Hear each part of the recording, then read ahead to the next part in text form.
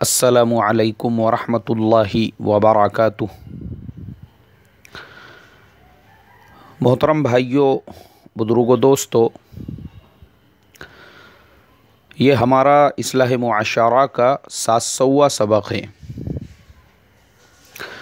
मोहतरम बुज़ुर्गों, कल सुबह सुबह इंतहाई गमगीन और अफसोसनाक ख़बर सुनने के लिए मिली।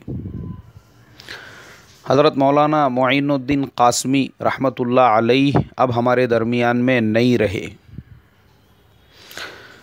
जैसे ही ये ख़बर मैंने पढ़ा तो गम की एक लहर दौड़ गई, इसलिए कि बहुत सारी यादें हज़रत मौलाना मोइनुद्दीन क़ासमी रहमतुल्लाह अलैह के साथ में वाबिस्ता थी, और उसके अलावा जो खिदमत है उनकी, इसलिए कि जिस इलाक़े से वो ताल्लुक़ रखते थे, सरज़मीन मराठवाड़ा, उसकी अपनी एक तारीख़ है जो किसी ज़माने में निज़ाम सल्तनत का हिस्सा हुआ करती थी। लेकिन आज़ादी के बाद भी वो पूरा क्या पूरा इलाक़ा बिदत का, शिरक का, कुफ्र का गढ़ बना हुआ था। उस इलाक़े के अंदर देवबंद किसे कहते हैं, दारुल उलूम देवबंद किसे कहते हैं, लोगों को मसलके देवबंद की हवा भी नहीं लगी हुई थी, इसलिए कि इलाक़े की नौइयत ऐसी थी।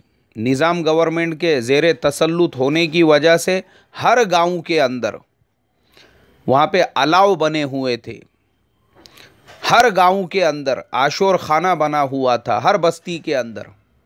और जितना एहतमाम रमज़ानुल मुबारक के ईद का नहीं होता था, उससे ज़्यादा एहतमाम मुहर्रमुल हराम के 10 दिनों का और आशूरा का हुआ करता था। क्योंकि मुझे ख़ुद याद है, मेरे अपने बचपन में मैंने भी वो मंज़र देखा हुआ है आखिर दौर में, जब ये सब चीज़ें ख़त्म हो रही थी, कि किस तरीक़े से मुहर्रम के ताज़िये का एहतमाम होता था, और वो 10 दिनों तक किस तरीक़े से धूम होती थी, और किस तरीक़े से वो ताज़िये उठाए जाते थे, वो बिदतें, वो खुराफात, वो शिरक, और जगह जगह पर जो है बस्तियों के अंदर मेले लगना और उर्स होना, और अजीब अजीब तरह की बिदतें थी। लेकिन मेरे मोहतरम बुज़ुर्गों, अल्लाह तबारक व तआला ने उस इलाक़े में मेहनत के लिए अपने चंद बंदों को जो चुन लिया था, उनमें हज़रत मौलाना मोइनुद्दीन क़ासमी रहमतुल्लाह अलैह का नाम आपको सरे फ़हरिस्त नज़र आएगा। हज़रत मौलाना मोइनुद्दीन क़ासमी रहमतुल्लाह अलैह को अल्लाह तबारक व तआला ने वो सलाहियत अता फ़रमाई थी, हंसते हंसते, यानी आपके बयान में ऐसी शिद्दत पसंदी, झंझोड़ना आवाम को, ये सारी चीज़ें नहीं, हंसते हंसते ऐसे प्यार भरे अंदाज में, ऐसे मोहब्बत भरे अंदाज में, यहाँ तक कि हर जहन का आदमी, जैसे ही पता चलता हज़रत मौलाना मोइनुद्दीन क़ासमी तशरीफ़ लाने वाले हैं, तो लोग मसलक को नहीं देखते थे, बल्कि लोग अपने लिए सआदतमंदी समझ के हज़रत मौलाना के मजलिसों में शिरकत किया करते थे। और हंसते हंसते लतीफ़ों के अंदाज में और किस्से कहानियाँ सुनाते सुनाते उन्होंने लोगों के जहनों को इस तरीक़े से पलट दिया। अल्लाह के फ़ज़ल करम से आज हम देखते हैं वो पूरे मराठवाड़ा के इलाक़े के अंदर मदारिस का जाल फैला हुआ है। वो पूरे मराठवाड़े के इलाक़े में दावत व तबलीग अल्हम्दुलिल्लाह हर बस्ती, हर गांव के अंदर है।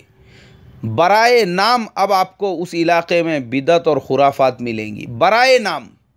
और अल्हम्दुलिल्लाह हज़रत मौलाना के साथ एक क़ल्बी ताल्लुक़, इसलिए कि एक ज़माने में हज़रत मौलाना के साथ मेरा जमात में वक्त लगा हुआ है, हम लोग साथ में थे। और जिस ज़माने में मैं हज़रत के साथ में था, तो अल्हम्दुलिल्लाह उनकी खिदमत करने का, और उनकी अपनी जो पर्सनल लाइफ है, और ज़माने तालिब इल्मी के जो वाक़ियात है, और किस किस तरीक़े से उन्होंने उस इलाक़े के अंदर मेहनतें की।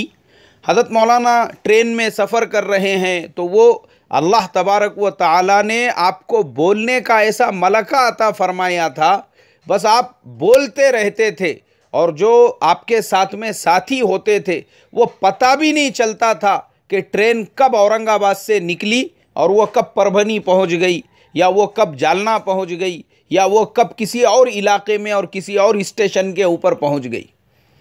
बातों बातों में सफ़र तय हो जाया करता था। मुझे याद है अच्छी तरह से, उस सफ़र के दरमियान हज़रत मौलाना ने अपने तालिब इल्मी के ज़माने और मराठवाड़ा के इलाके में सबसे पहले मसलके देवबंद की जिन्होंने बुनियाद रखी वो हज़रत मौलाना मोइनुद्दीन कासमी रहमतुल्लाह अलैह के उस्ताद हज़रत मौलाना अब्दुल्ला साहब कुतनी, जिन्हें कुतनी साहब असल में बुखारा के करीब में एक इलाक़ा है जिसे कतन कहा जाता है।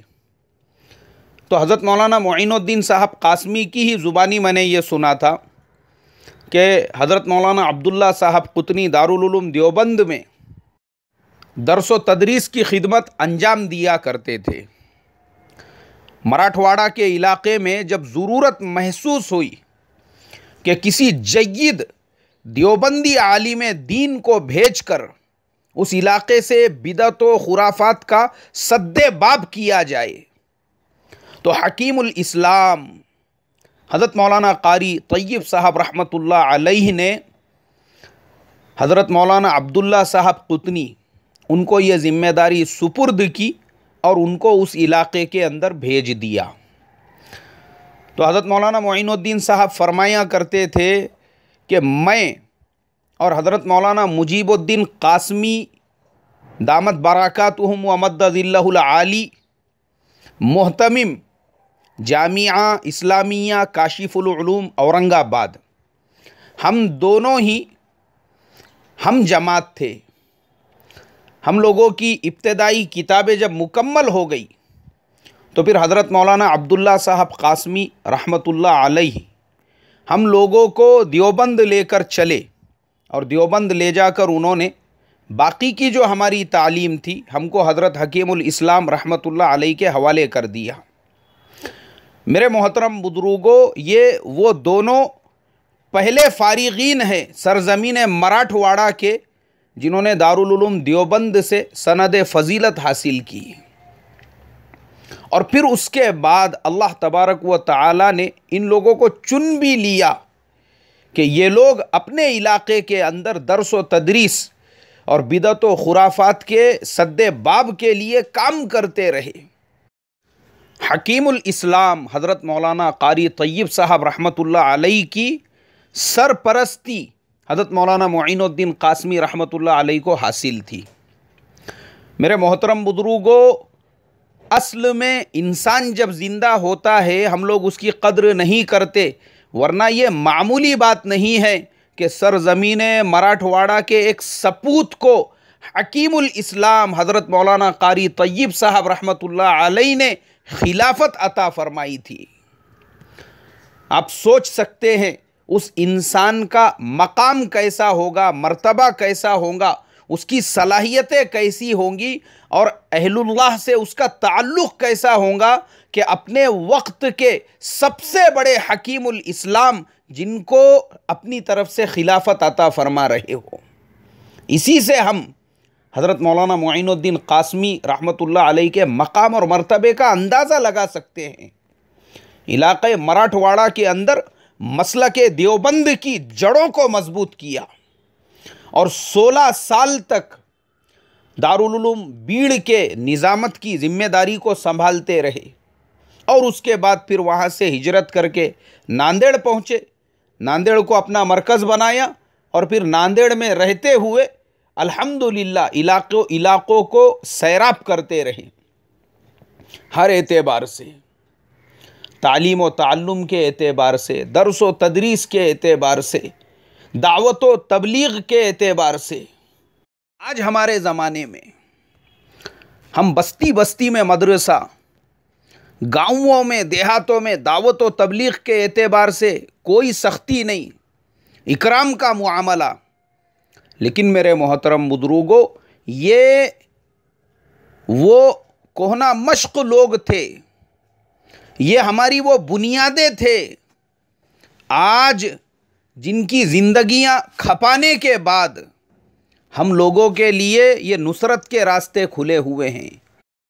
हम इन उलामा के एहसानात को फरामोश नहीं कर सकते।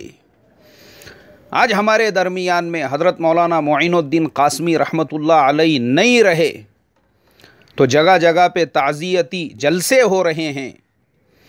हज़रत मौलाना के हयात और ख़िदमत के ऊपर बयानात हो रहे हैं। लेकिन मेरे मोहतरम बुज़ुर्गों, मैं यही कहूँगा, ये हमारा अलमिया है। जब ऐसे लोग हमारे दरमियान में होते हैं हम उनकी कदर नहीं करते, इसलिए कि ये वो लोग होते हैं पूरी पूरी ज़िंदगियाँ इन्होंने लगा दी होती है इलाक़ों को दीनी एतबार से खड़ा करने के लिए, तो उनके ज़िंदगियों में हम कदर नहीं करते और इंतकाल के बाद सिर्फ़ ताज़ियती जलसे करते हैं। आज भी मैं कहूँगा उस सरज़मीन मराठवाड़ा में इल्म के ऐसे ऐसे आफ़ताब, ऐसे ऐसे माहताब, ऐसे ऐसे अकाबिर और अल्लाह के ऐसे ऐसे बरगुज़ीदा बंदे जिनको अल्लाह ने कबूल कर लिया, खामोशी के साथ इल्म दीन की खिदमत में लगे हुए हैं। आज उनको खिदमतें करते हुए 30-30, 40-40 और 50-50 साल हो चुके हैं। ये 40 साल की खिदमत, ये 50 साल की खिदमत ही अल्लाह तबारक व तआला के नज़दीक मकबूलियत की निशानी है। वरना आज के ज़माने में मैं देखता हूँ हमारे नए फ़ारिगीन, इनके पास कहाँ टाइम है आज दर्स व तदरीस के लिए। किसी को कंप्यूटर का डिप्लोमा करना है तो किसी को प्लॉटिंग का कारोबार करना है, किसी को कुछ और तिजारत, और फरागत से पहले ही प्लानिंग हो जाती है कि मुझे ये करना है वो करना है। लेकिन मेरे मोहतरम बुज़ुर्गों, हज़रत मौलाना मोइनुद्दीन कासमी रहमतुल्लाह अलैह के जो हम असर और वो उलामा जिनके एहसानात हम कभी भी फरामोश नहीं कर सकते हैं, बहुत सारे दुनिया से चले गए, अल्लाह उनके कब्रों को नूर से भर दे। और बहुत सारे जो ज़िंदा है, अरे हम कम से कम उनकी कदर कर ले, वरना फिर हमको सिर्फ ताज़ियती जलसे के अंदर उनकी हयात और ख़िदमत पर लेक्चर देना पड़ेगा। और ज़िंदे थे तो हमने कदर नहीं की। मैं आज ऐसे ही कुछ उलामा की खिदमत, हज़रत मौलाना रियाज़ुद्दीन फ़ारूक़ी रहमतुल्लाह अलैह, उसी ज़माने में जिस ज़माने में बिदअत व खुराफात का माहौल, मदरसे में कोई अपने बच्चे को पढ़ाना नहीं चाहता था, जामिया इस्लामिया काशिफुल उलूम औरंगाबाद की बुनियाद रखकर सिर्फ सरज़मीन मराठवाड़ा को ही नहीं पूरे महाराष्ट्र को सैराब किया और नदवतुल उलामा लखनऊ की पहली शाख उसकी बुनियाद रखी। आज हमारे मराठवाड़ा में, महाराष्ट्र में ये जितने नदवी उलामा नज़र आते हैं, जामिया इस्लामिया काशिफुल उलूम की मेहनतों का नतीजा है। उन्होंने अपने दिल की गहराइयों से हज़रत मौलाना रियाज़ुद्दीन साहब फ़ारूक़ी रहमतुल्लाह अलैह को दुआएं देना चाहिए। और जो असातिज़ा हमारे दरमियान में मौजूद है, हज़रत मौलाना मोइनुद्दीन कासमी रहमतुल्लाह अलैह के साथी एक साथ जिन्होंने फ़रागत हासिल की, हज़रत मौलाना मुजीबुद्दीन कासमी दामत बरकातुहुम व मद्ददिल्लाहुल आली, आज भी जामिया इस्लामिया काशिफुल उलूम औरंगाबाद के एहतमाम की ज़िम्मेदारी संभाले हुए हैं। हमने ऐसों की कदर करना चाहिए। ये कबूलियत की निशानी है। अल्लाह पिछले 40 सालों से आपसे खिदमत ले रहा है, यही कबूलियत की निशानी है। हज़रत मौलाना फ़ख्र आलम साहब, ये कबूलियत की निशानी है, आज हमारे दरमियान में मौजूद है और पिछले 35 से 40 साल से एकसुई के साथ खिदमत अंजाम दे रहे हैं। हज़रत मौलाना नईम साहब कासमी दामत बरकातुहुम, नाजिम जामिया मिनहाजुल उलूम रंजनी, 30 बच्चों के साथ आपने एक छोटे से मदरसे की बुनियाद एक मस्जिद के अंदर रखी थी, ये आपके खुलूस और आपकी मेहनतों की बरकत है। अल्लाह तबारक व तआला ने आपको 5000 तलबा व तालिबात तक पहुँचाया। और सरज़मीन मराठवाड़ा के लिए ये फ़ख्र की बात, इस वक्त दुनिया में सबसे बड़े जो पीर तरीक़त है पीर जुल्फ़िकार साहब, उन्होंने आपको खिलाफत अता फरमाई।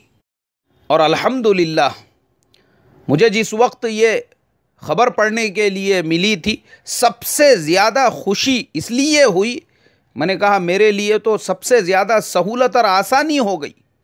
अब मैं हज़रत मौलाना से ही बयात करूँगा ताकि जब भी मेरा सफ़र हो मैं अपने शेख की खिदमत में कुछ वक्त गुजार सकूँ। और अल्हम्दुलिल्लाह मैंने हज़रत मौलाना के हाथ पर तजदीद बयात की, और जब भी मेरा सफ़र होता है, भले चंद मिनट क्यों ना हो, मैं अपने शेख को देख तो सकता हूँ, कुछ वक्त उनकी सोहबत में तो गुजार सकता हूँ। इसी तरीक़े से और भी बहुत सारे उलमा हैं जो आज हमारे दरमियान मौजूद है। एक नाम मुझे और याद आ रहा है, हज़रत मौलाना मुफ्ती अब्दुल हफीज़ साहब कासमी, जो आज से 30 साल पहले रियाजुल उलूम अनवा के नाजिम हुआ करते थे, लेकिन अल्लाह की कबूलियत देखो, एक सुई के साथ फिर दर्स व तदरीस तालीम व ताल्लुम में ही लगे रहे और आज दारुल उलूम अहमदनगर की ज़िम्मेदारी को संभाले हुए हैं। इसलिए मोहतरम बुजुर्गों, आखिर में यही दरख्वास्त करूँगा, हज़रत मौलाना मोइनुद्दीन साहब कासमी आज हमारे दरमियान नहीं रहे, अल्लाह करोड़ों रहमतें उनके ऊपर नाजिल फरमाएं, लेकिन जो ज़िंदे है उनकी कदरदानी की तौफ़ीक़ अता फ़रमाएं। अस्सलामु अलैकुम व रहमतुल्लाहि व बरकातुहू।